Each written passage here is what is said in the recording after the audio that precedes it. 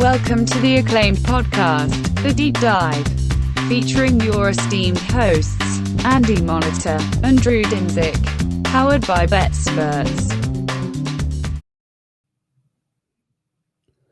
Welcome to The Deep Dive. Andy, it is the most anticipated podcast of the entire cycle.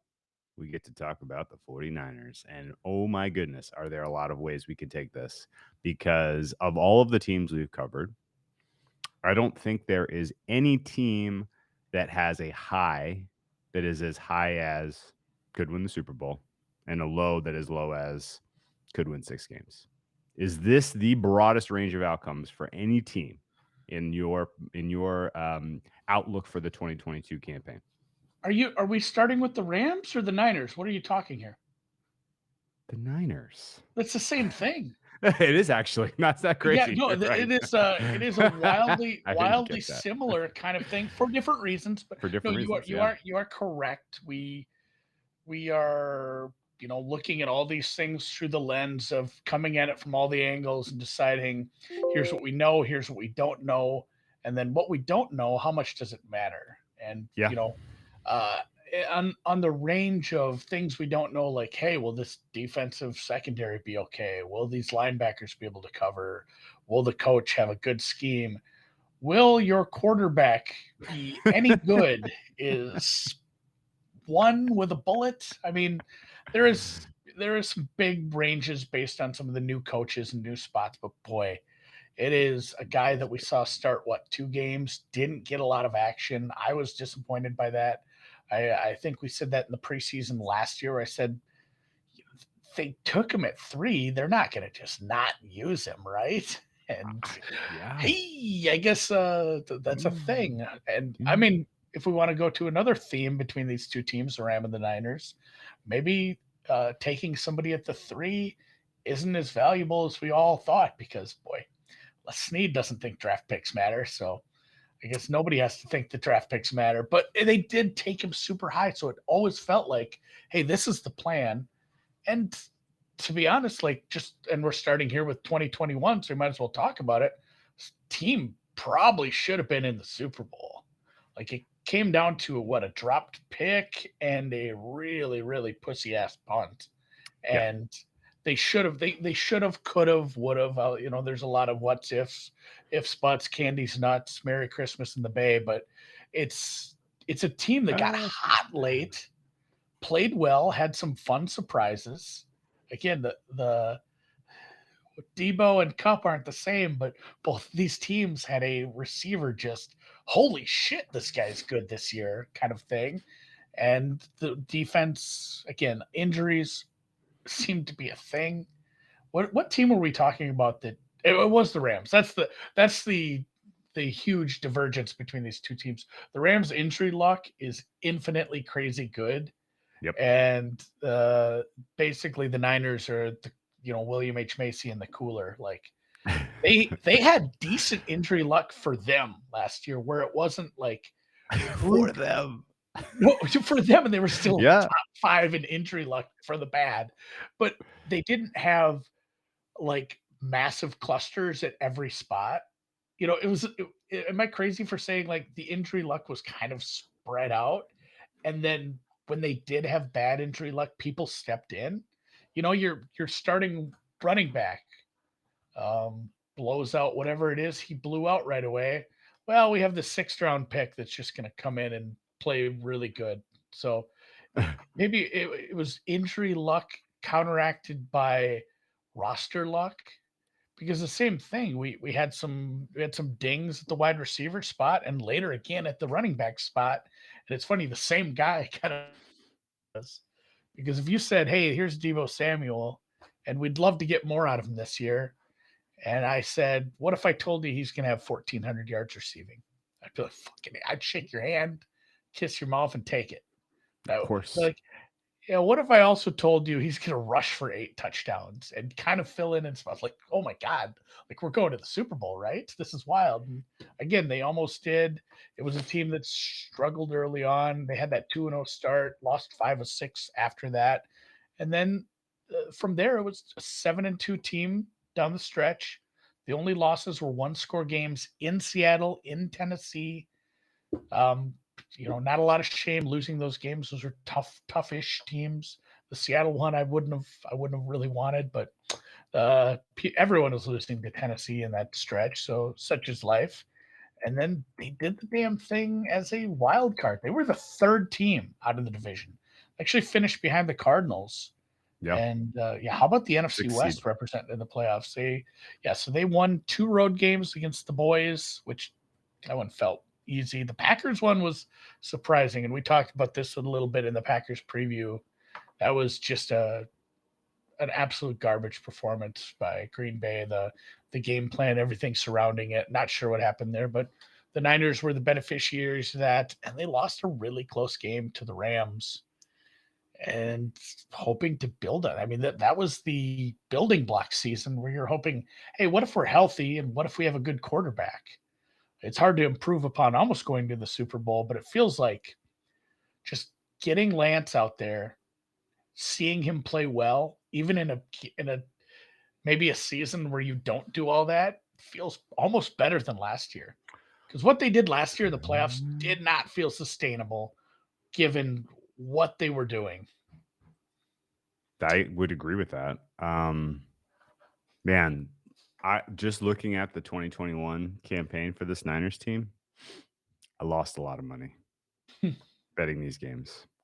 I bet a lot of Niners games, and I think I would have to go back and look at my records, but this has to be the poorest of any team in terms of return on investment. They punked me a ton after coming out of their bye week in the bomb cyclone, losing to the Colts hurt. The both losses to the Cardinals were crazy. How about that? How about you make the playoffs when you lose both games to the Cardinals and both games to the Seahawks? 0-4 against two teams in division, and you still make the playoffs is pretty crazy. They had this funny thing going where they were unpredictable in terms of when they were peaking and troughing, like usually a team has a down week and you're like, okay, market's overreacting. They're going to be a good back this week. Well, for the Niners, it was like a 2-week cycle for them of down, down, up, up. It was really, really tough to get a read on them any given Yeah, week. they were like the Konami code. Down, Yeah. down, up, Down, sideways, down, up, right, up, right, left. Like, oh my, up. yeah, it was a hard team to predict from week to week, and With one exception, they had the Rams number. They had Kyle Shanahan. He's got Sean McVay's there was the number. weird cycle, Yeah. the NFC West cycle that we talked about so much last year. Yeah. Like if they were, that's the flow chart. It's like, is this an NFC West team? Yes. All right. Are they playing another NFC West team? If it's yes, all right, bet because you know who's going to win this game. No, stay away. Who knows what's going to happen? Who knows what's going to happen? Yeah, there Anything was a can lot of those games where it just felt like Yeah. we knew it was going to happen based on who Yeah. had whose number, and a big part of the success was, and I should pull up Suma's tweet about Nick Mullins having like a better EPA than, I can't remember who it was, and it was just like, hey, Shanny did that. Yeah, of course. Shanny Oh, may not be the yeah. perfect coach, but Yeah. the scheme is what really, because you can say like Jimmy Garoppolo's not that good. No, he's not, but he was, I don't know how coachable he was, but he did what was asked. Like, hey, we have all these playmakers, and we're a yak based offense. Get the ball to this guy, to that guy, to the new young guy, to Ayuk, and just let them yak the hell out of it. And the offense is going to be good enough to get us into the playoffs, despite the fact that we're going to move on from you as soon as we can here. It had to be a weird dynamic. Let's put a pin in the Shanahan and the system for sure, Garoppolo and for a second. But I agree with all your takes. I have some numbers for you that are going to make your head spin in a minute. But 2021 was a weird year. They deserved to be in the playoffs, in my opinion, just overall strength of the team. The fact that they clawed their way back from 2-4 to make the playoffs is admirable. A couple of hard-fought overtime wins against the Bengals and Rams were, kind of like proof of concept that this team was trying hard and playing hard. And you had veterans who had been to a Super Bowl who knew that like, hey, we are in win now mode.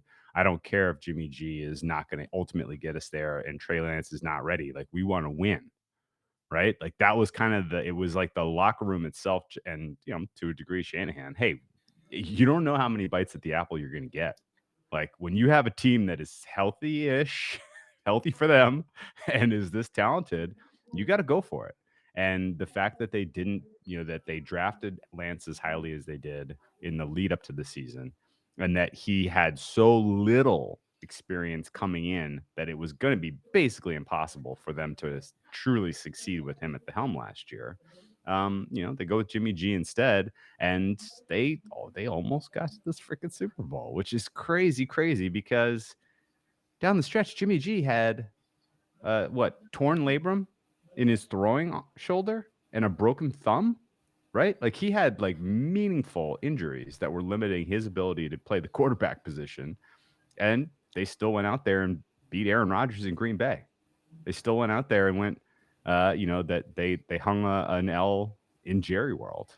And then you said it, they were a dropped interception away from 3 straight road wins in the playoffs and a second Super Bowl appearance in 3 years, which is kind of unbelievable considering the state of the quarterback in terms of health. But it's they're bringing it all back. And they're doing it with a new quarterback who now has had a full off season of getting first team reps. And presumably this is a stronger team with, similarly difficult schedule, but, NFC's getting easier.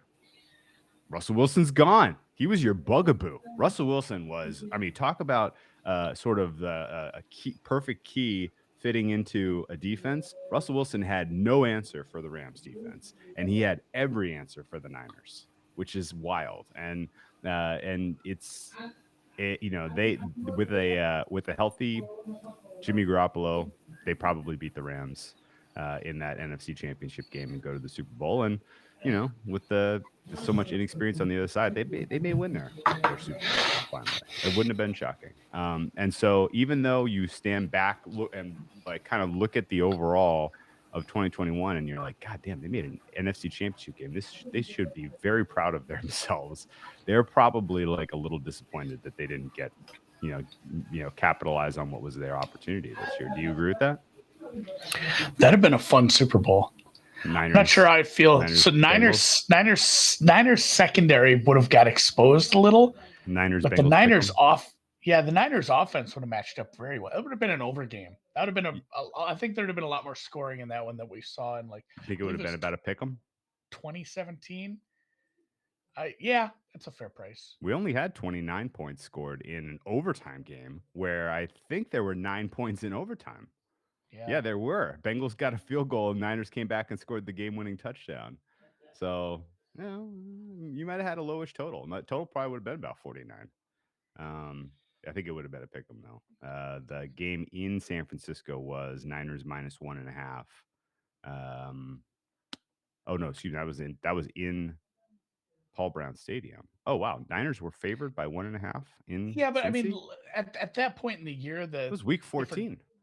I know, but they got that game at the end of the year against the Chiefs, and then they made it to the Super Bowl. Right. True. It has still been close. Maybe Niners -1 or 2. I can live with that. But okay, we're not here to debate the past. We're here to take a look at the future of this team, because this is the most murky of them all, based on hey shit, there's a lot of skilled players, and it is almost like the Rams last year. They're a little more depth, although they did lose some depth here and there because you can't keep everyone. But it is, the Rams went all in on a quarterback that hadn't done a lot because they were on a bad team.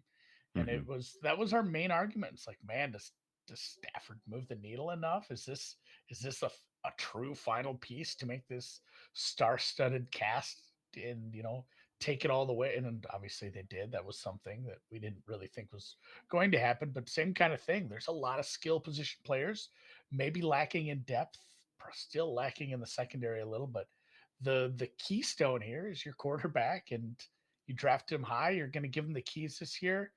And it does feel a little different because he's had the whole year of going through the NFL cycle, getting used to the NFL life. He gets the whole camp with the keys to the car. He gets all the prep. He still is a guy who started like 2 games, never played a deep, an FCS game.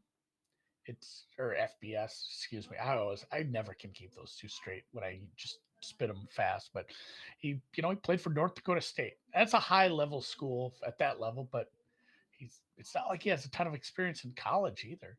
This is like Trubisky if he played for a smaller school instead of an ACC school. It's still a big question mark. Big arm, athletic as hell, but I mean he looked lost when he was out there. And granted, he didn't have a ton of time with the ones because Jimmy was starting most of the season. So I'm not a scout. I don't have a ton to say about this. I can tell you one thing. Like, this is what the season hinges on. If Lance can play, he doesn't have to be, Herbert stepping in like we talked about last week. He doesn't have to be Herbert coming in and being this amazing young player because we talked about what Jimmy G did right in this yak-based offense. He just has to play within the scheme, listen to fucking Shanahan, do what you're told, and then take advantage of your natural gifts when they want you to. When they are gonna, I'm sure they're gonna call some designed runs for you. Like you're fast and you're squirrely. They better like, take advantage of those things, and then when plays break down, that's where you're gonna see like if he has it or not. If he's able to work in a broken down play environment where he has to make quick decisions, make quick reads, because a lot of the stuff he's not going to have to make like 4 or 5 reads when they don't run this over the top offense. Like just get shit quickly to Debo, get quickly to the running back, get stuff to Ayuk. Let's play some slants and slot bullshit. And let's just take advantage of all these guys who are so good with the ball in their hands. Play within the scheme, play within the system. This team's going to be good. Again, if they don't do the thing where everyone gets injured every single year. I don't know. Like, do you think is there a possibility he just can't even do that? He's not even good enough to play on the level that Jimmy G played at last year.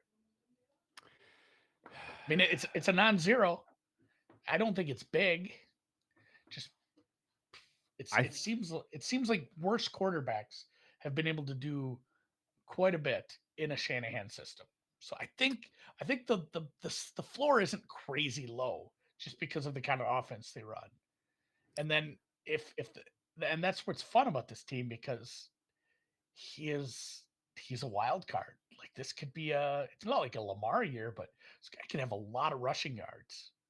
Yeah. It could be what we thought we'd see out of Fields last year. Hey, you should run this guy a bunch. And, the offensive line is, at least it's strong on one side. And they have a good running game. There's a lot of pluses to this. Good scheme, especially, hey, run off tackle because look at that tackle. That's going to work. And they do have a good running scheme. They have skill position players. I don't know enough. I'm not going to sit and watch 10 hours of Lance film from Fargo and then try to tell you what I think. Like, I have no idea what to think about this. This is why I'm probably not betting on this team preseason because in my mind, I just don't know. I'm very uncertain about how this will go. I know they have really easy opponents to start the season. Like if they're, and we're not, we'll get to the schedule later, but I'll just say like Chicago and Seattle, you could do a lot worse as far as easing a rookie quarterback into his first year of being the guy. There are worse ways to start a season, especially when you do have the Rams on your schedule. You have Tampa Bay on your schedule. You have the Chargers on your schedule. There's some pass rushes that would be just zero fun to have coming in, coming for your first week or two there. So kind of a soft start. And that's where I wonder if we're going to be a little bit of, there's going to be a little bit too much hype after. It's like, oh man, he beat the shit out of Seattle. Like Seattle sucks, guys. Like, now he has to go to Denver. We'll see how that goes. He has to play the Rams. We'll see how that goes. So it's not going to be a quick grading process for me. That's for sure.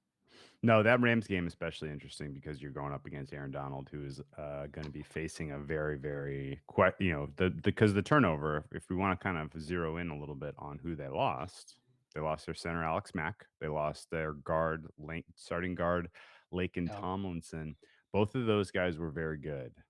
Um, I have both of those guys making huge contributions last year overall.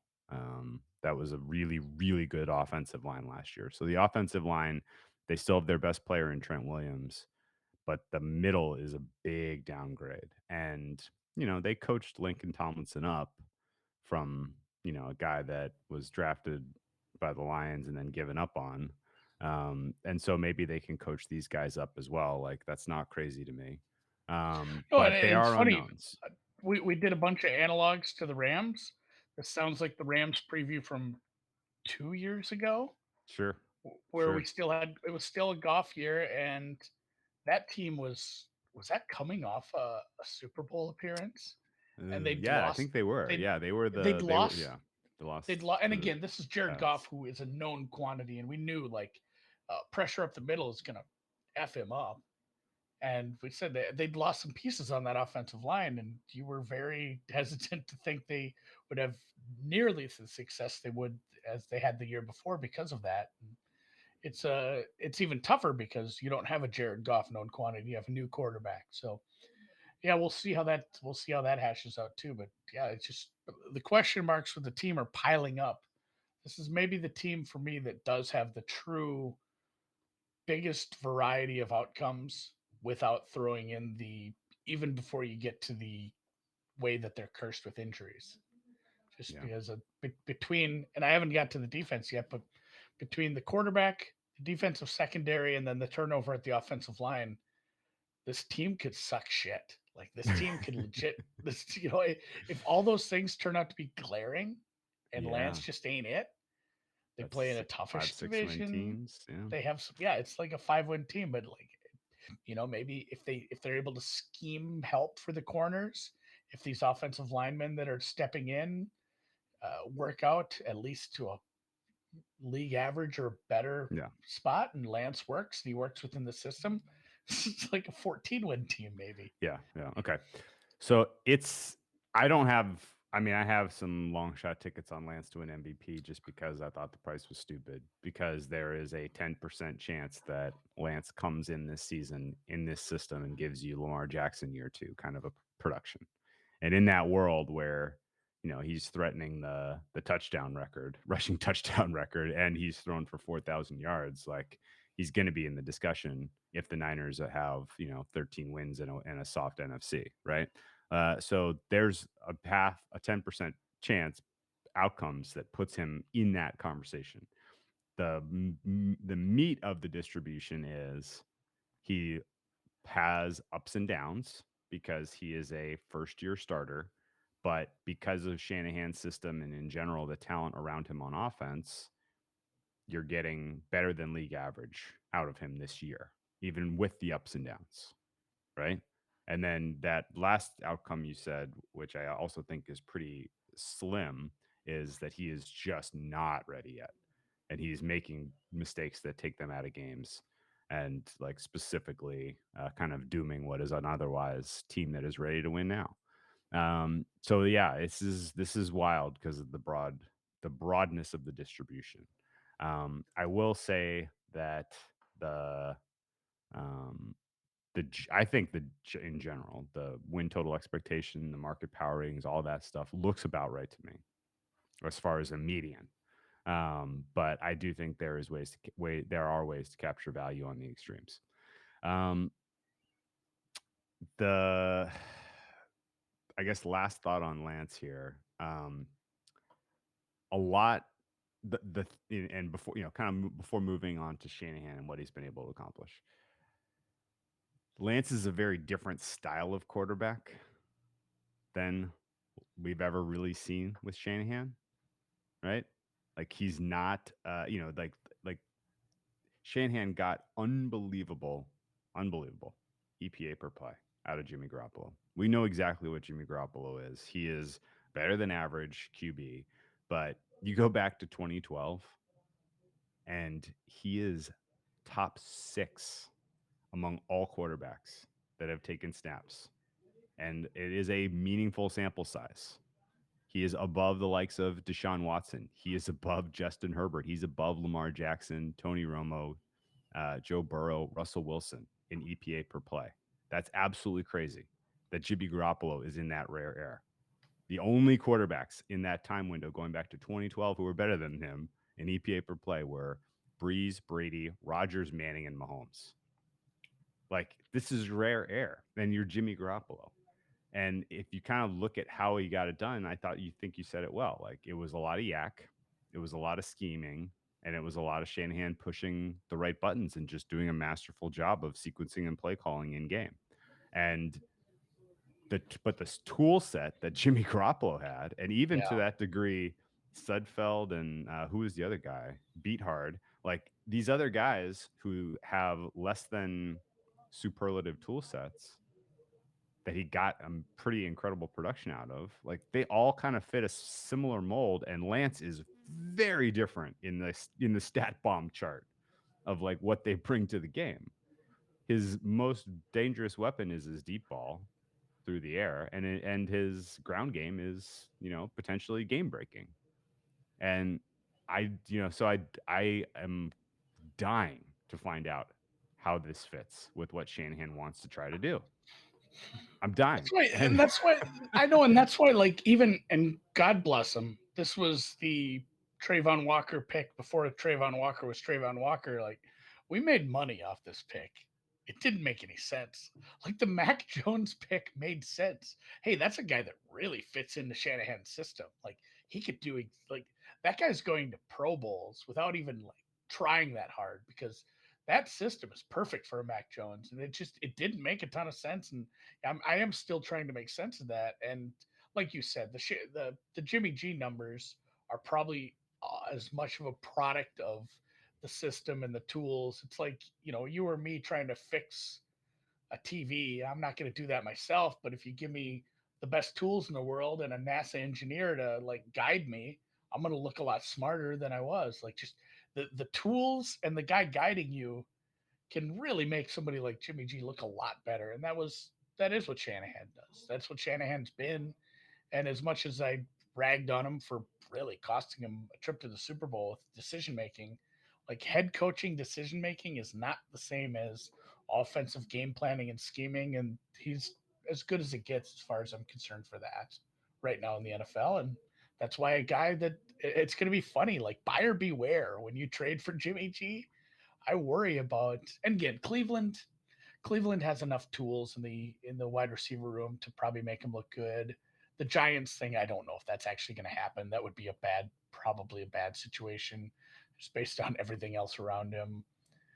There's a few spots I think he could thrive, but maybe not like he has. So kudos to Mr. Shanahan. You took a team like that and you pretty much took him to the goddamn Super Bowl last year. And yeah, like you said, the fit for Trey Lance into this offense is weird. So do you change Trey Lance or do you change the offense? And I think I think it's the former. They drafted him with eyes open. I know, that's the thing. It's not like they didn't know who he was or what kind of game he played or where his strengths were. So right. If they wanted Mac Jones, they could have taken him.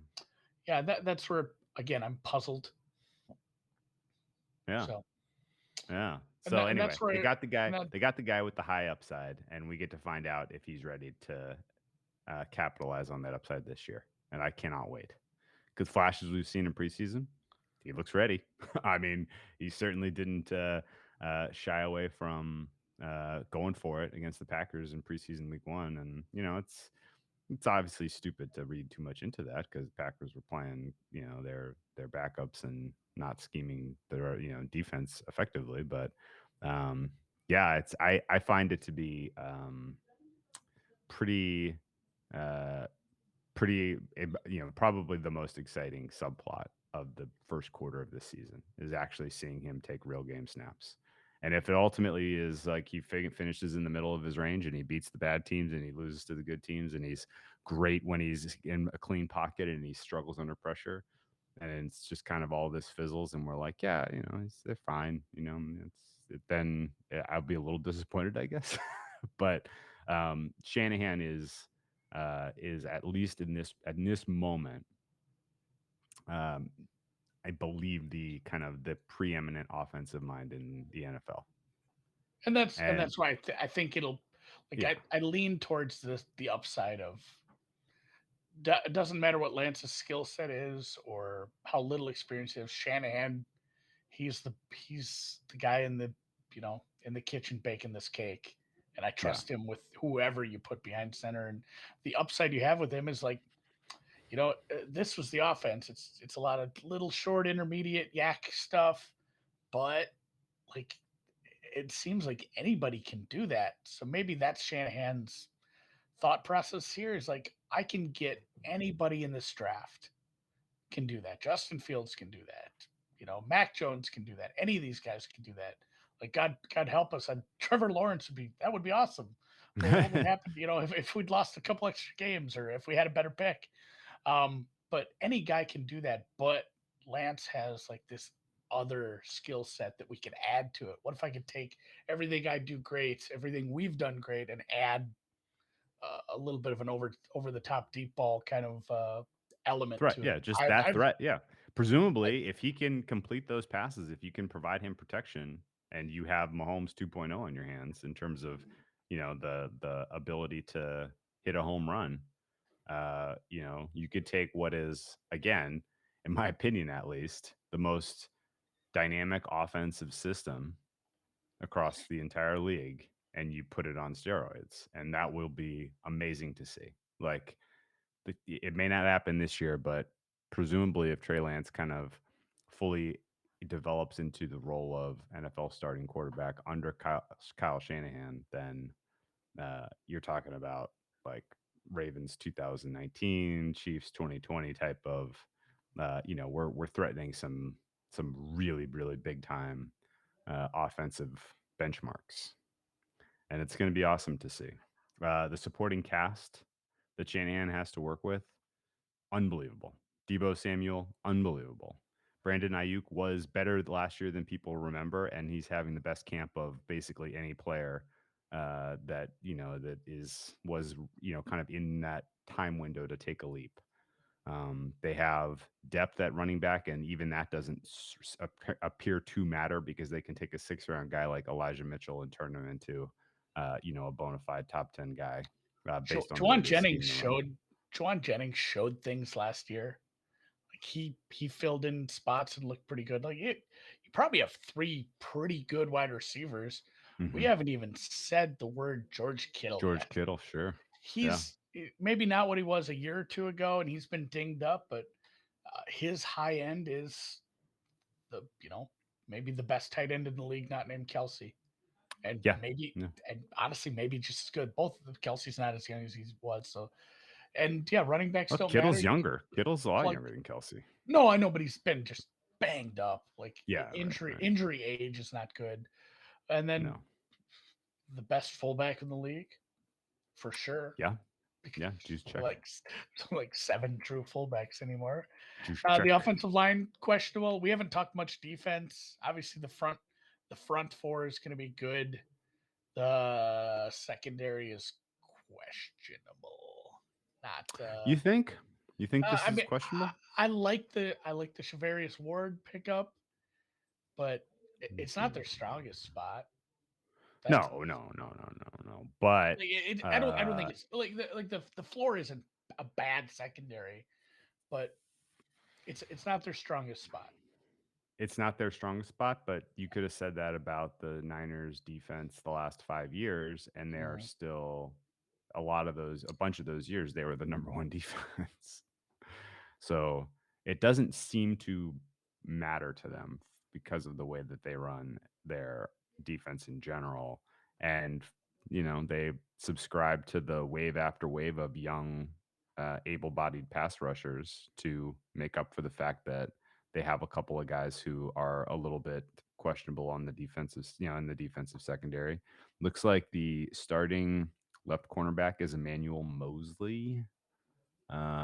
Mosley, I have as he's a little bit better than league average. On the right, you have Charvarius Ward, who I have a decent grade on last year. Not like running to say these guys are going to be better than people realize, but they're definitely better than replacement level. Jimmy Ward's a decent safety. No idea what to expect out of the other fellow there. Talanoa Hufanga is your starting strong safety. Do you know anything about him? No. And maybe a quick point to the secondary. Like the Ward pickup made sense. That was a good pickup because you needed some help there. But again, a big way to help your secondary is to get pressure without blitzing. They don't blitz much. Like that. Yeah. That's keeping your safeties back, keeping just extra bodies back there to help in coverage, and still getting a shitload of pressure. So I just asked gonna one be of our just fine. friends. I just asked one of our friends who's a USC guy what he thought of Talanoa. He says he's the next coming of Troy Polamalu. So that's pretty high praise. We'll see. If it's But the one no, I'm he was. thinking of, like he thinks every USC player is going to be the next coming of everything. But no, I in one of the previews I did read because the USC kid. Yeah, I don't know. he's from USC. We'll he's a see. 5th-round pick, right? No idea what to expect. Yeah, you're asking a lot for that role this quickly, but he's he's playing behind an elite linebacking core. Fred Warner is amazing. Dre Greenlaw is amazing. Aziz Al-Shair was surprisingly positive last year, and this is a guy I think he was like a undrafted free agent, but he was great last year. And then the defensive line, which we mentioned, Nick Bosa is all pro unless he's against Russell Wilson, in which case he never manages to seem to tackle him. He can only get him to by the shoelaces. They do play Denver this year. I know that's going to be a fun one. Excited to see Nick Bosa versus Russell Wilson for old time's sake. The only problem on this roster, besides the questions about the offensive line, is special teams, where your boy Joey Sly is the place kicker who tends to miss quite a few kicks here. Score touchdowns, go for 2. Don't worry about it. Yeah, maybe Robbie Gould ultimately gets the gig there. I'm not sure why Joey Sly is on the roster, frankly. Let's take a look at their year, because I've already brought up the soft start and then the Denver game. But yeah, it is an NFC team. So you do get the extra home game this year, I guess, which is nice. But there's a lot of top teams. Like you're playing Kansas City, you're playing the Rams, you're playing the Chargers. Obviously, you play the Rams again. That's Tampa later in the season. We think highly of New Orleans. That's maybe not a game where you could be actually favored by 4 in that spot. And there's some duds on there. I mean, you do get Seattle twice, which is nice. Washington should be a win. You get Atlanta should be a win. Carolina and the Baker Mayfield experience, that'll be interesting at that point in the season. So I mean, unbalanced, maybe best way to put it, but there's some nice stretches for yourself too. Especially, you take that Tampa game out after the bye. You can make a similar run to last year, where it's like, oh man, they got hot in the second half of the season. Absolutely true. The Chargers, and we'll see with Tampa Bay. We'll see. That might be the. Are you going to say it or should I? Is that a revenge game? A revenge game for Jimmy G. Jimmy G revenge game. No, I'm starting to feel like I was a little too over my skis on this Tom Brady thing. But boy, oh boy, if Tom Brady decides he doesn't want to play this season, Jimmy G in Tampa Bay would be one hell of a coup for San Francisco, frankly, because I don't really know what they do with Jimmy G at this point. There's a lot of teams that could upgrade quarterback immediately by trading for him, but nobody seems inclined to do that. So we'll see. The general read here is most of your travel and a lot of your hardship comes early. Both games against the Rams before your bye. So you got to face Aaron Donald twice, with a gelling O-line and a young quarterback, which is, and it's a little concerned about those two games. KC also a tough matchup for you. Denver, interesting matchup for you.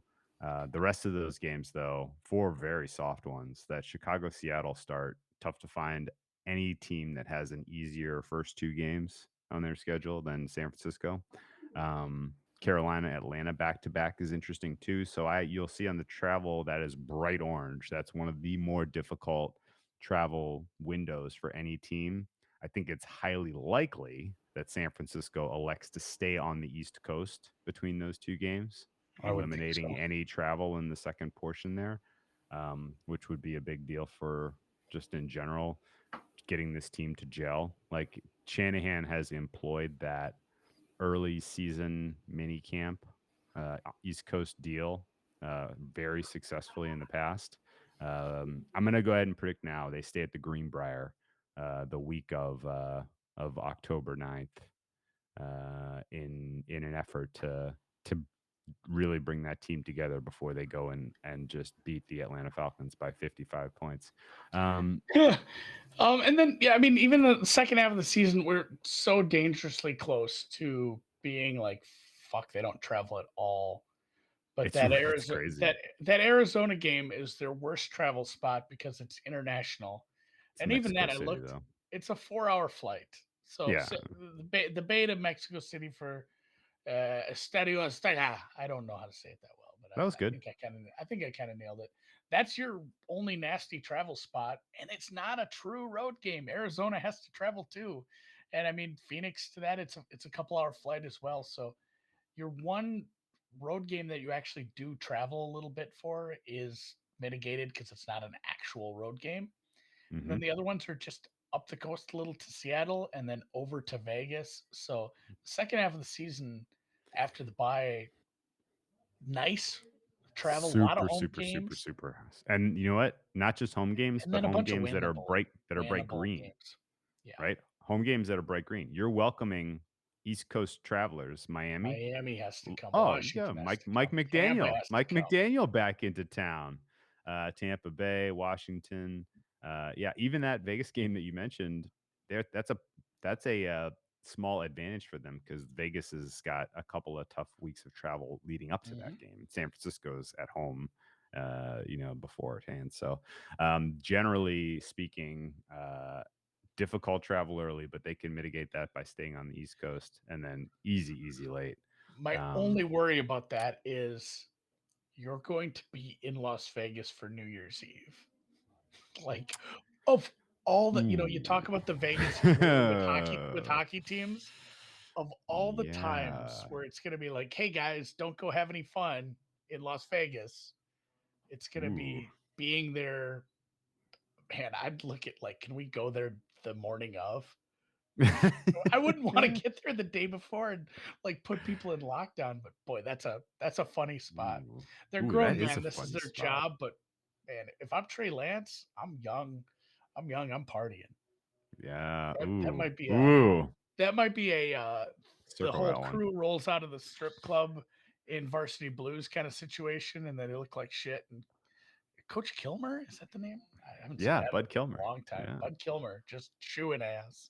So Yeah. we'll see about that. But again, it's hard to evaluate a lot of this with a team. We just said we don't really know how good they'll be because of the big question mark.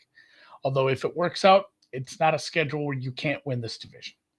Oh yeah, And absolutely. They're live for sure. which brings me to their odds to win the West, the Super Bowl, and everything else. 16-1 to win the Super Bowl, which maybe sounds short, but it's still the NFC where everyone is going to supposedly have a little bit of an easier path. 750 NFC plus 175 to win the West, almost minus 200 to make the playoffs, and Man. a win total that is essentially a 10. 10! Yeah. So we're going to continue the Varsity Blues theme.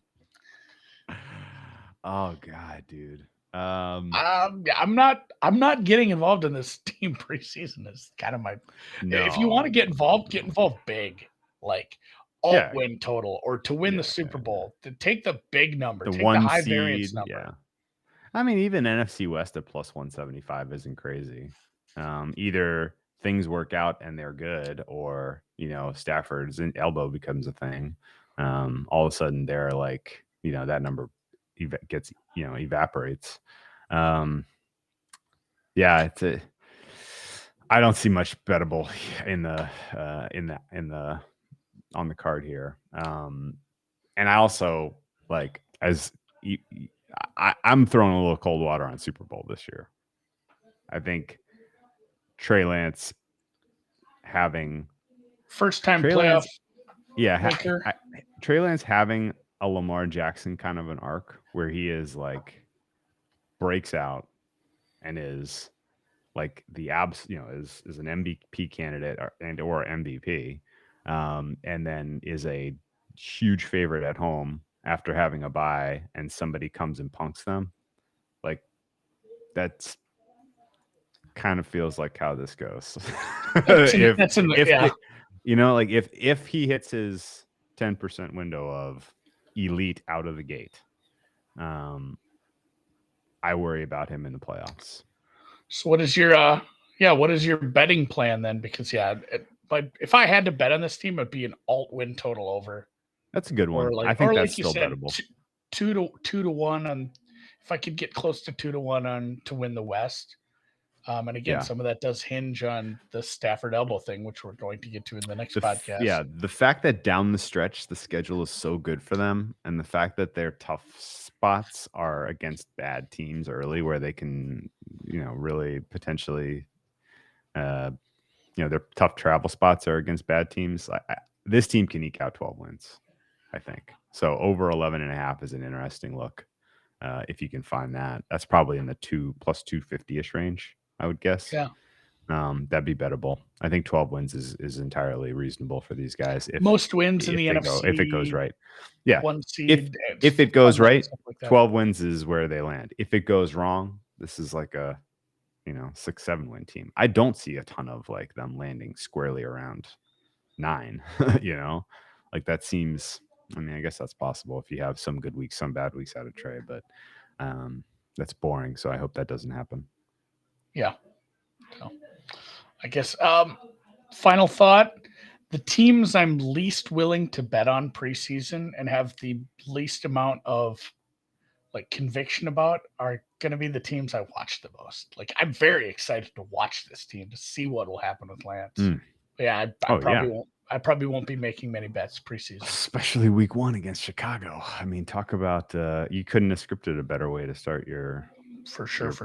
Your year 2 campaign. So, all right, let's head down the coast to your nape of the way, your neck of the woods. Let's do it. 3, 2, 1, Los Angeles. Welcome to the deep dive. LA Rams. The Ramley is on deck, Andy. It is very, very tough for me to set aside the goodwill that I have for this team for their ability to persevere and win a championship last year. But I will be the first person to step up and say that was extremely lucky. But you need a little luck to win a championship. You need your players to stay healthy. We said that before the season on this team. I said, like, hey, if nobody gets hurt ever, this team is going to be crazy good because they have it's stars and scrubs. Like they have a bunch of high end players. And then during the season, they added several more. And in the ultimate of like, the more I looked at like how this team ran their organization for the last few years, it felt like the draft, like we talked about draft picks a little with the Niners and how the Rams have looked at them. And it feels like everybody who's valuing draft picks is trying to build a better pager, and the Rams are walking around with a cell phone. Just like they were just 2 steps ahead with why would I want this draft pick that is like super high upside 20% of the time and has a lot of downside if you can give me a known quantity for it. Like, no, I'll take the It had been so boring on Let's Make a Deal. No, I'll take the car. I don't care about the mystery door. Like the mystery door could be a donkey. A lot of times it was a donkey, guys. Remember that? Like they don't want donkeys, they want cars. And they went and got the sure thing a bunch of times. They have no draft capital. Their runway is surprisingly extending into this year and hitting on the biggest trade really wasn't the most exciting one, but seeing Stafford play well with a good team around him was honestly, it was kind of satisfying for, a guy you saw not only languishing in Detroit, but playing through injuries, really doing more than I would have done for that franchise in those cases, really being a tough guy up there. And it was cool to see him rewarded, I guess, because he has played, he played well last year despite making some boneheaded decisions during the season. They were the team that was boom or bust on a lot of plays with what Cup did. And then, Stafford led the league in interceptions, man. He threw some really horrible ones at certain points, but they had enough star power and they had enough skill, luck, and everything hashed out right for them in the playoffs. I think they had to come behind in 2 out of the 3 playoff games late to win. And that's winning close games and not having anyone get injured. That is the definition of luck in the NFL. And you do have to be lucky to win the Super Bowl. And it was a wild ride. And here they are. What was their finishing position? I have this written down. 4th overall.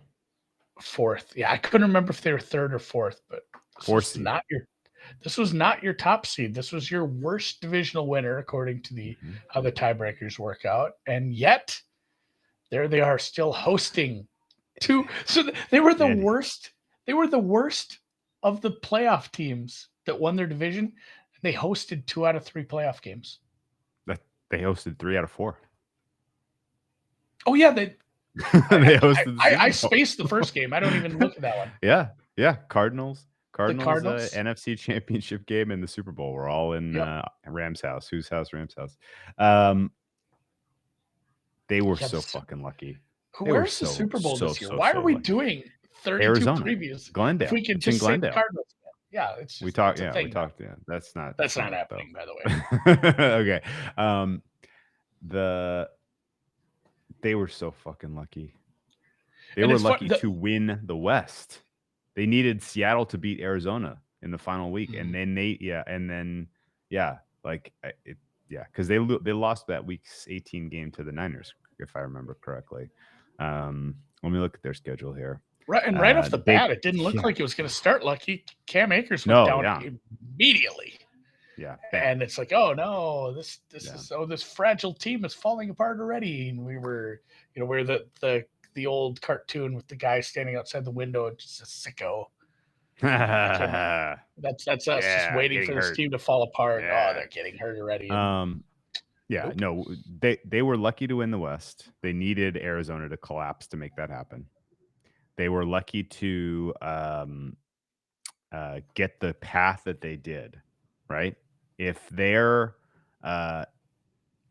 if they don't get to go, if the Niners don't defeat Dallas and the Niners go to Lambeau, the Rams have to go to Lambeau that day.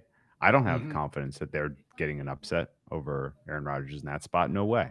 And then they get to go to Tampa Bay, who they match up brilliantly against instead, still eke out a 3-point win. And then rather than going to Lambeau for the NFC Championship game, they got to host Jimmy G and his busted shoulder in the NFC Championship game. And then in the Super Bowl, you draw a completely inexperienced Bengals team instead of the Chiefs or the Bills. In the simulated universe, this was the 1%. Right? Luck on luck. This was very, very ever since I can remember, it's been a weird team for me as far as just their outcomes. They've won 2 Super Bowls, man, and both of them were just at the end of the season, you're just gobsmacked. Like, what happened here? Kurt Warner just won a Super Yeah, Bowl. Who the fuck is Kurt Warner? yeah. Yeah. You know who? Here's a fun one, just because I have the Rams pulled up because I was trying to think of how many they've been to. 5, by the way. Who is the all-time passing leader for the Rams of Cleveland, St. Louis, LA? Chrissy By Everett. yardage. What's that? Chrissy You Everett. nailed it. You nailed it. Is it really? Yes, that's Jim what Everett is the all-time. Really? Yeah, Oh wow. I was pulled just it at making a joke. 50-50, you'd get that.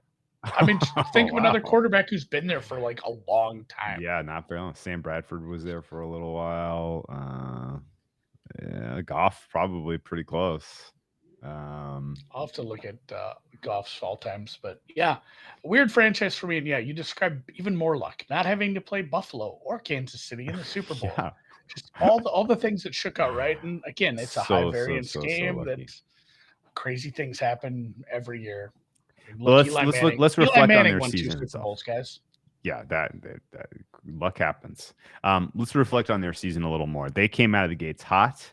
They were good against the Bears, covered easily, went to Indianapolis in a really tough spot, got a hard-fought win.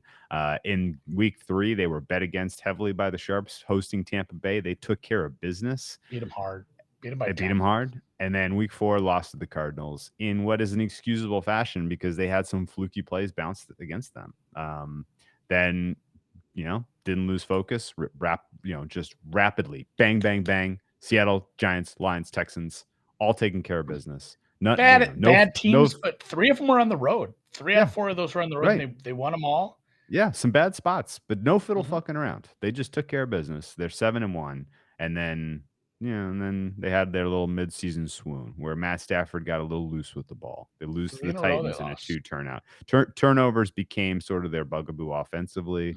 They lose to the Titans, Niners, and the Packers in consecutive games before turning around and finding their form, dispatching the Jaguars, Cardinals, Seahawks, Vikings, and then eking out a win versus the Ravens, which gave them the pole position to secure the NFC West. However, they could not beat the Niners in Week 18, but thankfully for them, Arizona Cardinals did not show up for their Week 18 game, so they got to host the Cardinals instead of the other way around on Wild Card Monday night, where they absolutely embarrassed the inexperienced Cardinals. The rest of their playoff wins, 3 points, 3 points, 3 points. And again, as previously chronicled, very, very fortunate path. Tampa Bay guys were all hurt. Jimmy G had no shoulder and thumb.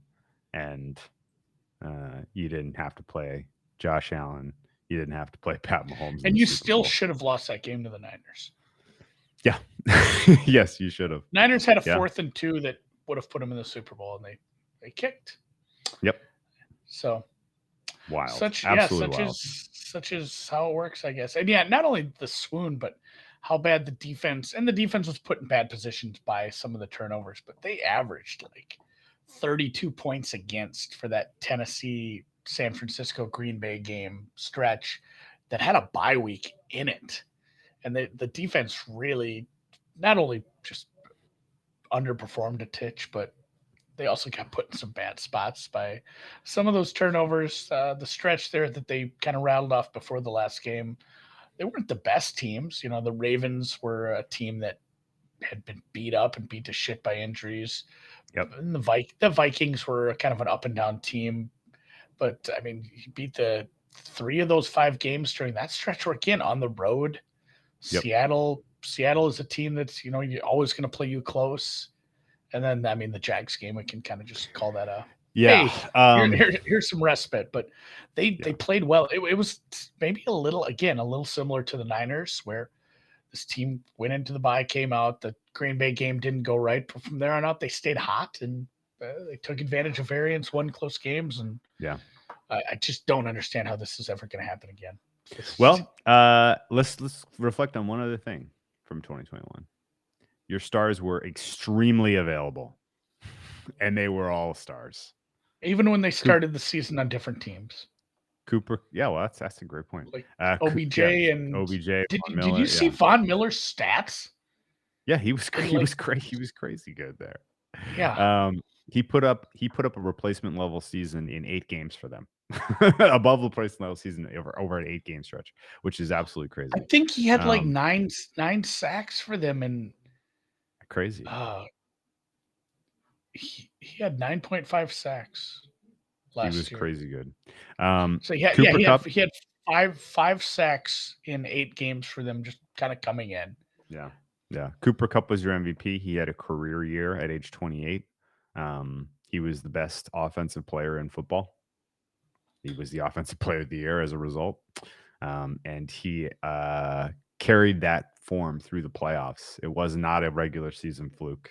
He went up against elite competition in the playoffs and did his job and did it well. And he was your Super Bowl MVP as well. He Do you won remember when everything. do you remember when they just brought in like Eric Weddle? Like I do remember that. Yeah. they couldn't do anything wrong. I mean, it wasn't for a long time, but he had a bunch of tackles in the playoffs. He was like their leading tackler against the Niners. Like the guy was retired. He just comes in. I'll just come in, play okay for the playoffs, get a ring. Like I like everything it. they did kind of turned out all right. And again, Yep. luck on luck on luck, and it's starting to Yep. regress already because their signal caller, their Dinged up a little. captain, he's dinged up a little, and that could be a problem, right? 17 games from Kupp, 17 games from Donald, 17 games from Stafford, 16 games from Ramsey. All 4 of those players are playing premium positions in the NFL, and all 4 gave you at or near the top of their positional group in terms of performance. Stafford Yeah, I'd take he was the kind of the furthest gap. yeah, he was hind tit as far as those guys. But like Cooper Cup, 1. Aaron One. Donald, 1. Like Yeah. in the Yeah. league. Yeah. I mean, Jalen Ramsey top 3, and then Stafford sure. probably top 5. Yeah. If you and again, you can't throw out the interceptions. It's easy to say, well, throw out the interceptions, but if he cleaned that up a little, he's very good. And again, some of it is the players around you. It's easier when Cooper Cup's doing what he's doing, but you're part of that equation as well. Yeah, it's again gobsmacked that this team was having these things happen, and yeah. here So comes here's the 2022 in your face. Here's the thing about Stafford. So Stafford, as you mentioned, is dealing with an elbow. They're being a little bit more candid this year than they were last year, when apparently this was also a thing. Yeah. We catch a lot of rumors.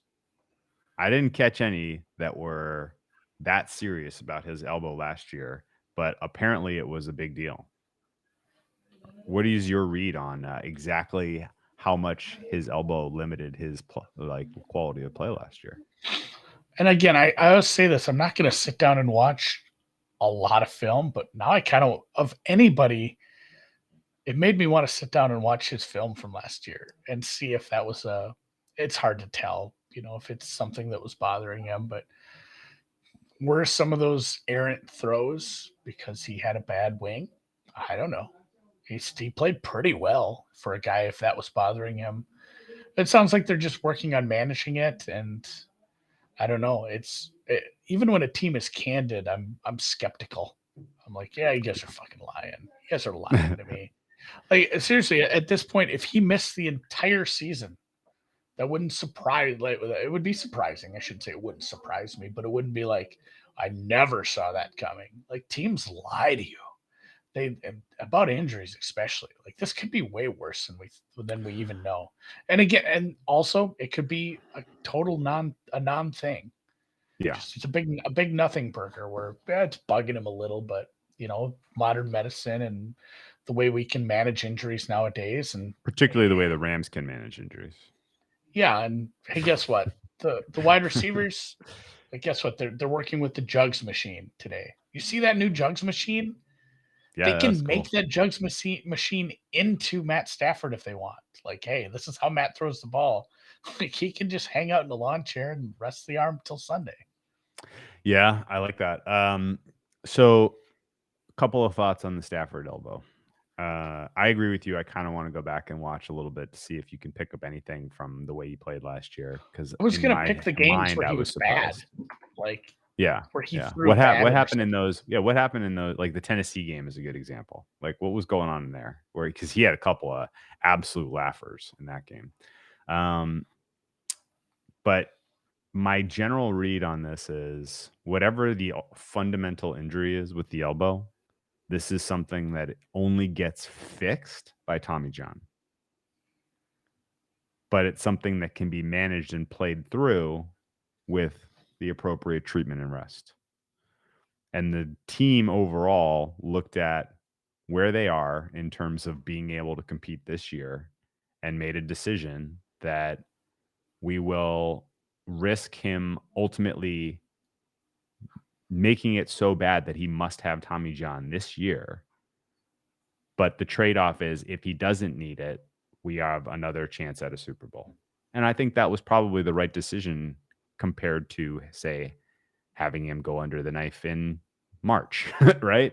Like Yeah. I think they did the decision tree then and decided we got one more crack at this. Let's go for it. You know who else had elbow inflammation? I'd say it was summerish, but it trickled into the fall last year. Clayton Kershaw. Oh. He didn't get Tommy John. The Well, parallels are I are know there it any was. other parallels between those two players? That's No, I crazy. don't. Well, they both play in LA. It just made me think of him Okay. because there was rumors like, oh, he's going to need Tommy John. A lot less common in football, but also it's Matt Stafford. He plays through everything. Yeah, he But does. it's one of those injuries where it's like, well, you're tough as nails and we're happy you're playing through it, but you're throwing absolute goddamn ducks now because it's gotten worse and the team will have to manage that. So this is Correct. a big what if, but he says he's on pace to play week 1. He made it through a scrimmage where he had to throw quite a bit. It seems like he's. Did you just throw something so the cat would chase it? If you're listening to the podcast, They're fighting just and threw something. they're fighting. I don't want them to scratch each other. I don't know what's going on with them. Let them fight. No, they're They're it's wild friendly, animals. but it's friendly, True. but like they're fighting over the top seat on the cat tower. Guys, fucking knock it off. Jesus It's Christ. classic cat behavior. I hate cats so much. All right, back to Stafford. I don't know. Like again, they're being candid-ish, but I don't believe half the shit NFL teams say. So this is something to monitor, and it is the biggest what if because the range of outcomes here is Stafford is it's getting worse and he might need a procedure, a cleanup, a surgery. Obviously, if it's like a Tommy John level surgery, he's done for the year, and then you're sitting in a spot where maybe you're looking at Jimmy G, or God knows what. I'm not sure what else is out there, but I guess John Wolford has started a few games. It's not the worst situation, but it's definitely not what you were hoping for this year. And that would be maybe step one in a house of cards collapsing because they are still a fragile team. Like they still don't have a ton of depth at a lot of places, and that is worrisome. Like you have the best receiver in the league, you have the best defensive tackle, and you have a lot of other things that are working out, but there's what ifs on the offensive line where Note Boom's got to step in. There's what ifs in the secondary not named Jalen Ramsey, and Note boom. yeah, 1 or 2 injuries, and this team is middling as fuck. Yeah, we could literally just clip our commentary from last year and replay it for everything. Like not only is depth an issue on this team, but for the second straight year, coaching is turning over. Like they cannot keep coaches in that coaching room. Everybody is coaching. The anti KC, they lose a court. They're like losing 1.2 coordinators a year. Raheem Morris is still your DC, but Liam Yep. Cohen steps into the OC role as KOC has vacated it. Sean McVay is returning, although, I guess, what do you make of the McVay flirting with taking a media gig? And what do you make of Aaron Donald flirting with retirement? You think either of those things were ever coming to fruition, or was that all about the money? I don't want to say the McVay thing was 100% horse shit because, man, if you make it to a couple and you get a ring, you have to think about it. Like, man, do I want this grind or do I want to just show up on set, have somebody put some makeup on me and talk football? Because I'll tell you what we do is a lot easier than coaching. I wouldn't even want to coach Pop Warner. You think? Oh yeah. So I don't think it's 100% shit, but even if it was mostly shit, it was a good way to leverage. Like, this is what I'm doing, leveraging.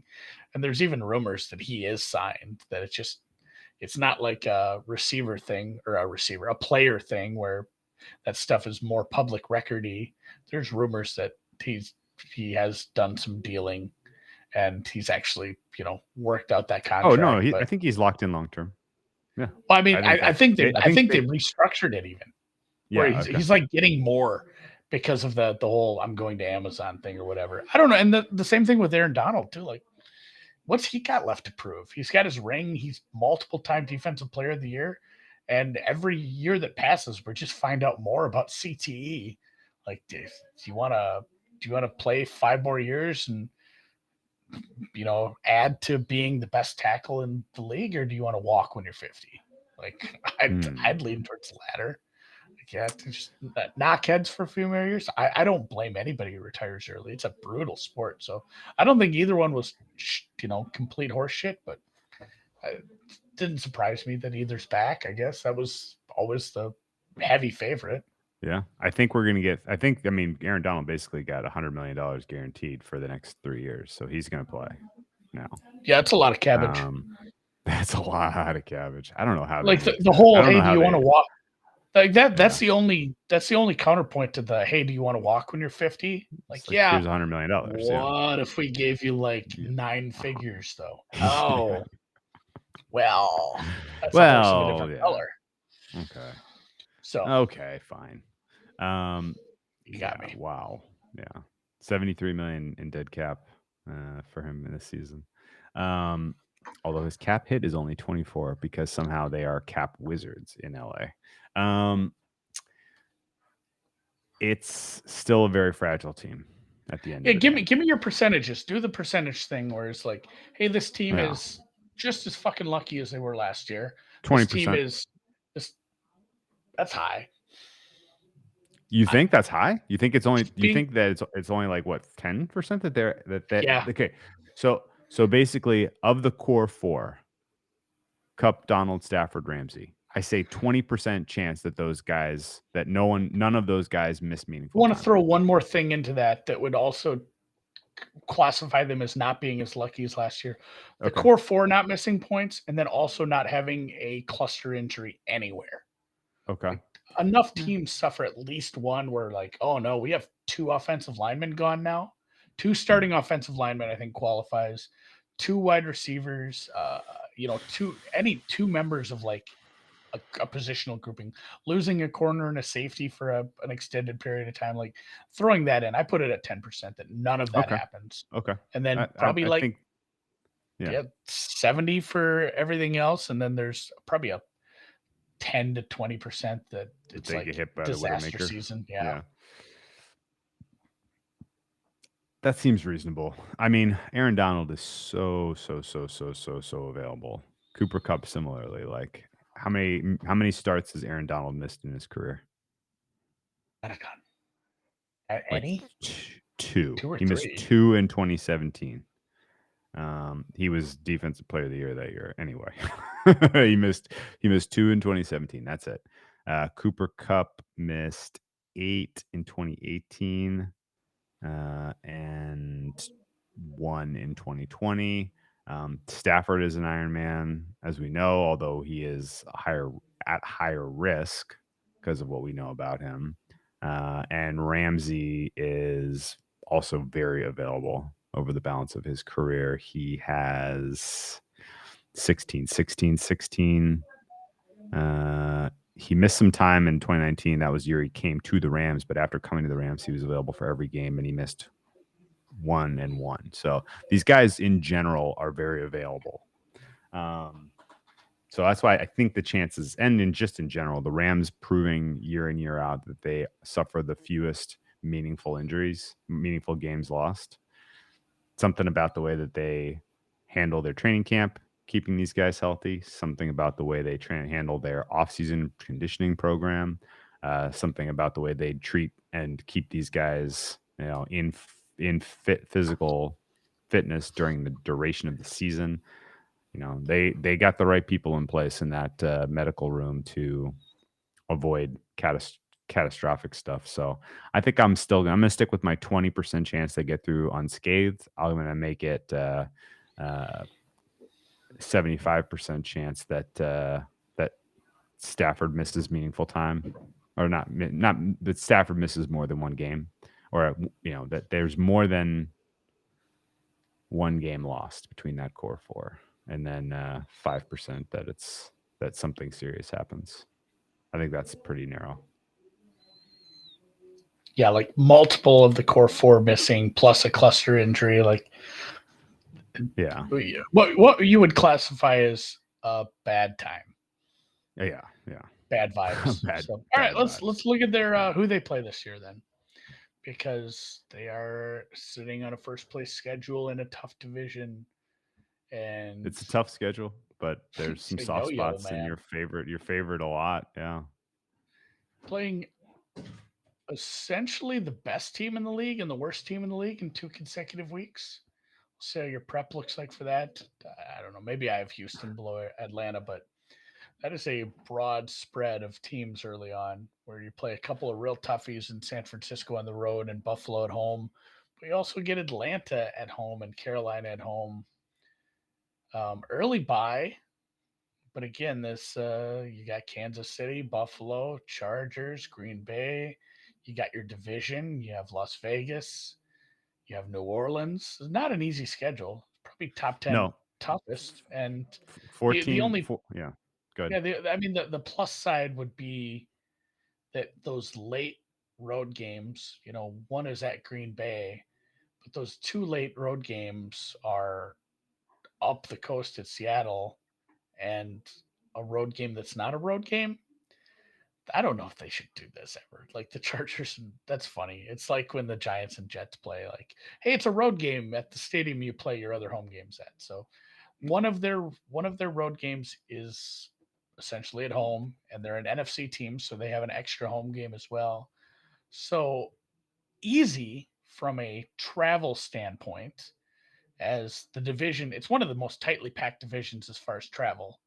Just with your road games in division, none of them are very far.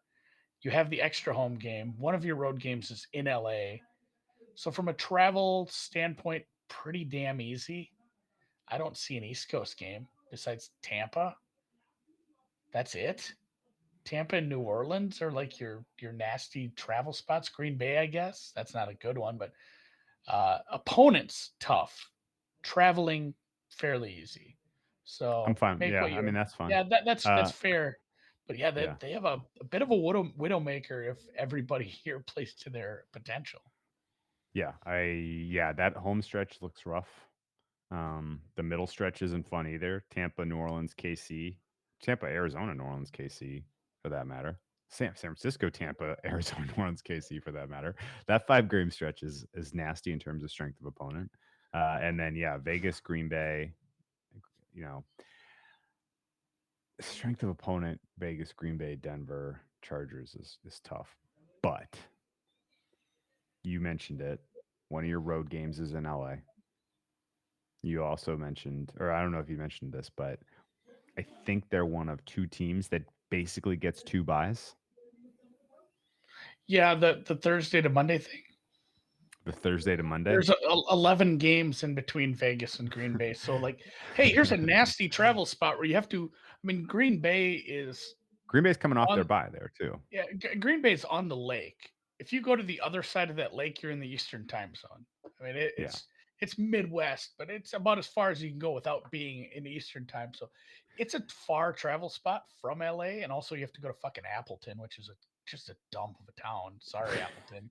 I've been there. It's get hate mail How do you about really that. feel? Yeah, how do you like players complain about this? You're not staying at the Waldorf in New York. You have to stay at the Days Inn in Appleton. But a nasty travel spot for relative to their, relative on their schedule. But they have 11 days between the last game and that one Yeah. to kind of counteract some of that. And yeah, Green Bay coming off the bye isn't great. Maybe mark that as a probable L. But Yeah. it's they were given some gifts here for a first place team coming off a Super Bowl. Even that you brought up there, going pretty much to the East Coast for that Green Bay game, it's a night game. So your kind of body clock is a little bit advantageous Yeah, relative you to get a little Green extra Bay. time there. Yeah. So, I mean, the funny, interesting thing, I guess, is there's a pretty clear flip flop in terms of when your schedule gets tough travel wise and opponent wise compared to San Francisco, right? Like, so there's a little It's bit of interesting. a Yeah. flip flop there. I guess there's going to be, I think, as I look at this, I just think there'll be some obvious spots, or it's not even obvious, but there'll be some opportunities where the market is overrating the Rams this season, and you'll be able to bet against them.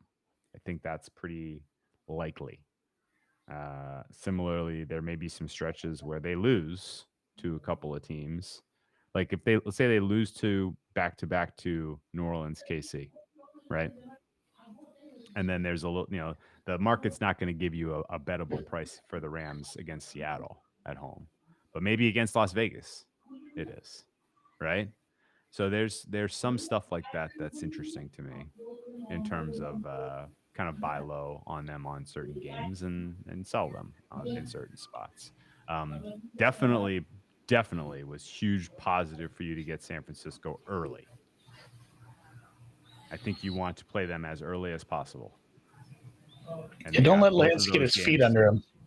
But yeah, both of those games out of the way before week 9 is pretty solid for you if you're the Rams. And as far as the, you're playing in a division, like at Kansas City sucks.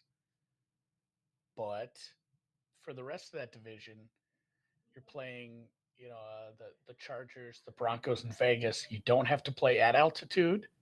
Nope. You don't have to play in Vegas with the extra distractions. And nope. The other road game is your in home your stadium. Your house. Yeah. So as far as that go, great point.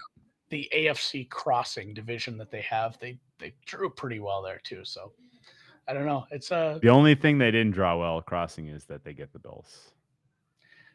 They're the only NFC. They're the only NFC team that has to play Buffalo and KC. No other NFC team. Yeah, as far as opponents goes, very tough. So I feel like it opens the window. KC? Yeah. Do you remember who crosses and plays KC? Like with that, that rando game? It's Tampa, right? I think it's Tampa playing everybody. I gotta look it up, I guess. It's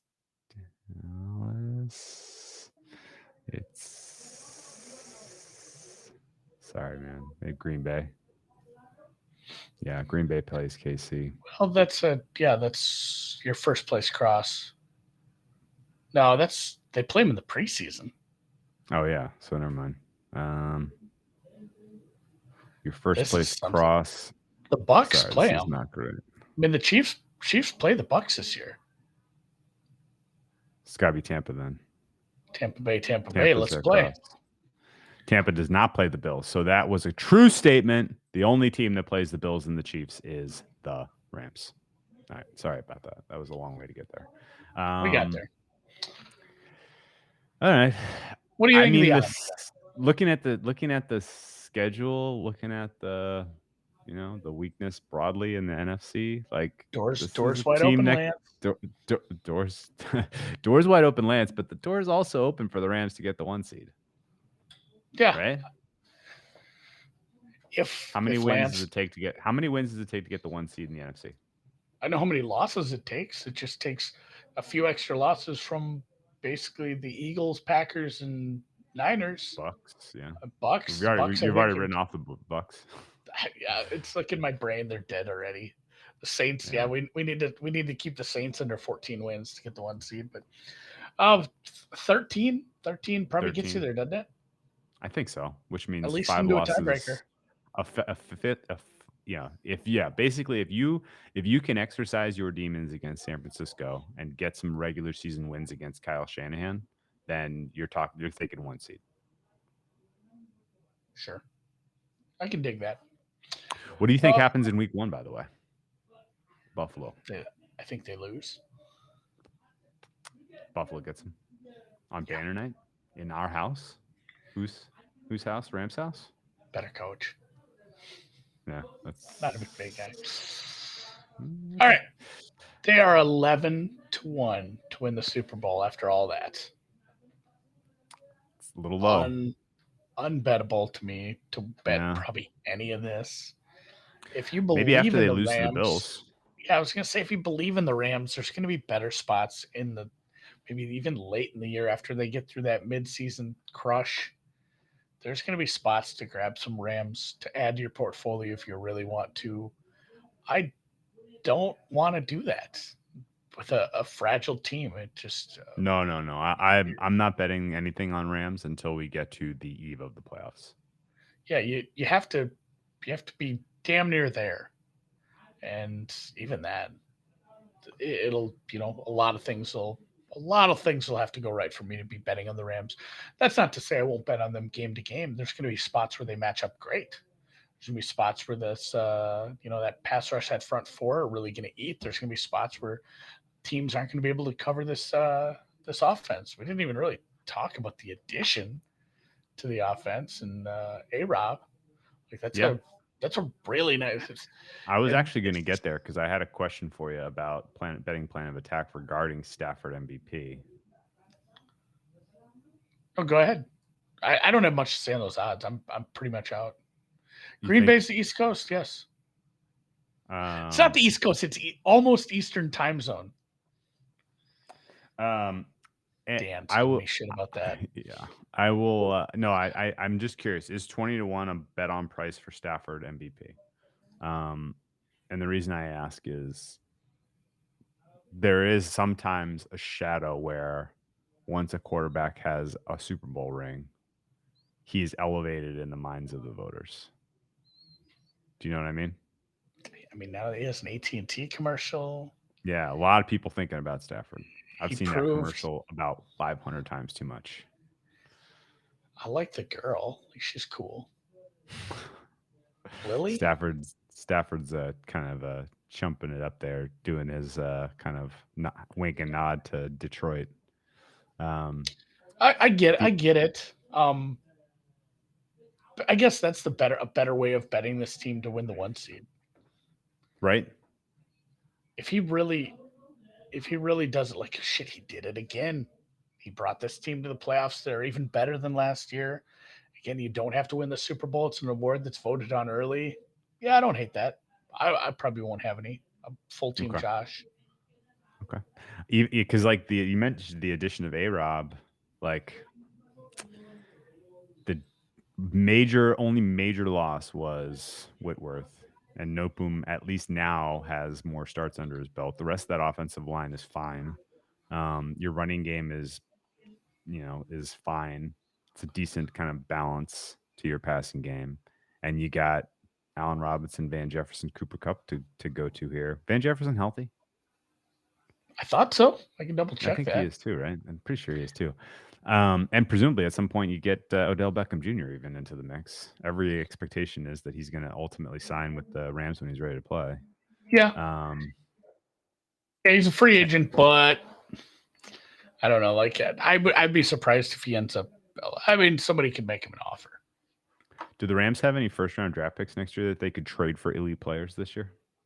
I think they're out for a while. Oh, okay. I think that. Well, are they allowed to trade the 2027 first rounder for who could become available that the Rams would be like? Let's go get him. That's a hell of a point. Be like, how far ahead are you allowed to? Like, the Rams are trading a first round pick. Like in the NBA, they have rules for this. I'm sure there's rules in the NFL about that, but that'd be funny if like this is like there's the headlines or the talking heads on TV be like the first round pick they just traded right now for Justin Jefferson to fill in for the departed Cooper Kupp is actually probably a third grader right now, guys. Can you be? I just can hear Stephen A. Smith, a third grader. That was a terrible. Was this a good trade? Yeah. Oh man. We're gonna look at Pop Warner teams right now, but yeah, I don't know. There's a rule, I'm sure, but they are getting towards the end of the rope on what they can do here with trading first round picks. There will have to be a rebuild, but why would you rebuild if you still have this team right now? If you were to go for if you were for sure. if you're Les Snead and you're looking at this roster, is there a positional group that you are evaluating other teams throughout the first half of the season to look to try to grab a guy?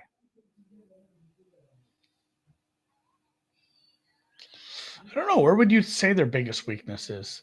Their biggest weakness is just depth. I'd be looking for depth pieces. That's not their MO though. They don't seem to care about that. They brought in Bobby Wagner. If he has anything left, any tread left on the tires, then they don't need a linebacker. There's a little tread there. I mean, he's cornerback. He's I guess. he's still Bobby Wagner. He's expected to start. I mean, I guess. Yeah.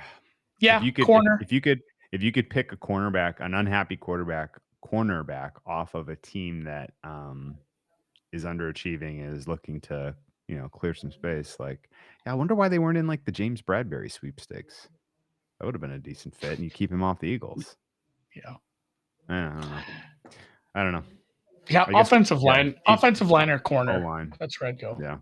Yeah, that sounds right. All right.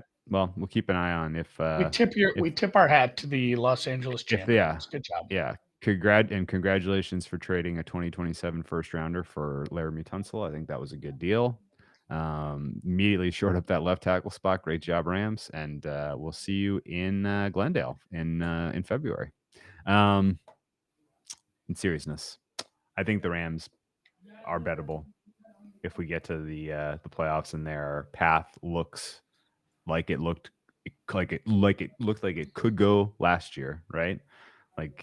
They can avoid cold weather in the playoffs. They can host some playoff games, and they're healthy. I think they're bettable at that time, but I also don't think you need to rush it because the downside is there in terms of injury and in terms of availability, considering it's a stars and scrubs team. Yeah, you get to the end of the season and they're healthy. I'll take some chances on them for sure. I like it. All right. Hey, we'll be back next week. See you guys. We'll actually be back in 2 weeks.